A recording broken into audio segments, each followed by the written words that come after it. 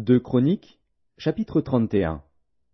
Lorsque tout cela fut terminé, tous ceux d'Israël qui étaient présents partirent pour les villes de Juda, et ils brisèrent les statues, abattirent les idoles, et renversèrent entièrement les hauts lieux et les autels dans tout Juda et Benjamin, et dans Éphraïm et Manassé.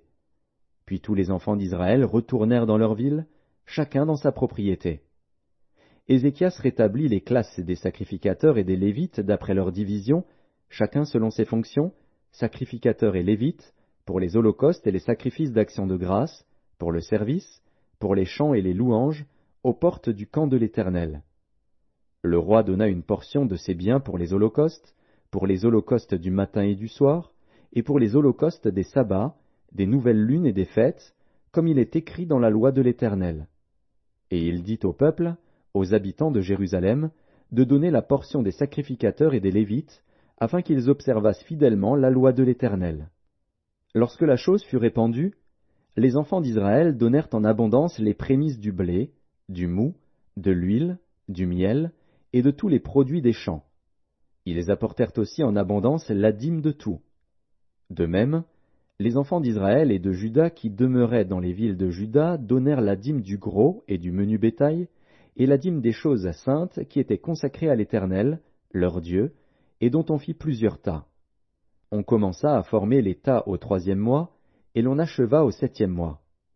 Ézéchias et les chefs vinrent voir les tas, et ils bénirent l'Éternel et son peuple d'Israël. Et Ézéchias interrogea les sacrificateurs et les Lévites au sujet de ces tas. Alors le souverain sacrificateur Azaria, de la maison de Tsadok, lui répondit, « Depuis qu'on a commencé d'apporter les offrandes dans la maison de l'Éternel, nous avons mangé, nous nous sommes rassasiés, et nous en avons beaucoup laissé, car l'Éternel a béni son peuple. Et voici la grande quantité qu'il y a de reste. » Ézéchias donna l'ordre de préparer des chambres dans la maison de l'Éternel, et on les prépara. On y apporta fidèlement les offrandes, la dîme et les choses saintes. Le Lévite Conania en eut l'intendance, et son frère Chiméi était en second. Jéhiel, Azazia, Nakat, Azaël, Jérimoth, Josabad, Éliel, Gizmakia, Makat et Benaja étaient employés sous la direction de Conania et de son frère Chiméi, d'après l'ordre du roi Ézéchias, et d'Azaria, chef de la maison de Dieu. Le Lévite Coré, fils de Jimna, portier de l'Orient, avait l'intendance des dons volontaires faits à Dieu, pour distribuer ce qui était présenté à l'Éternel par élévation et les choses très saintes.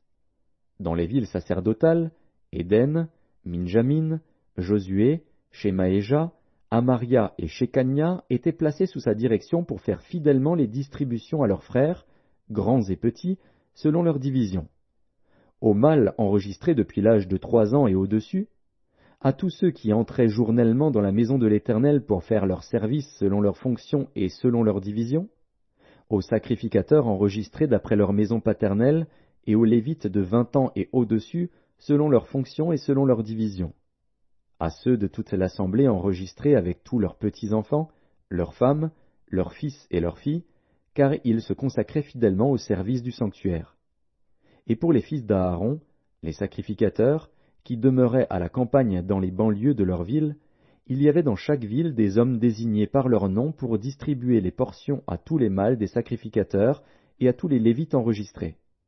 Voilà ce que fit Ézéchias dans tout Juda. Il fit ce qui est bien, ce qui est droit, ce qui est vrai, devant l'Éternel, son Dieu. Il agit de tout son cœur, et il réussit dans tout ce qu'il entreprit, en recherchant son Dieu, pour le service de la maison de Dieu, pour la loi et pour les commandements.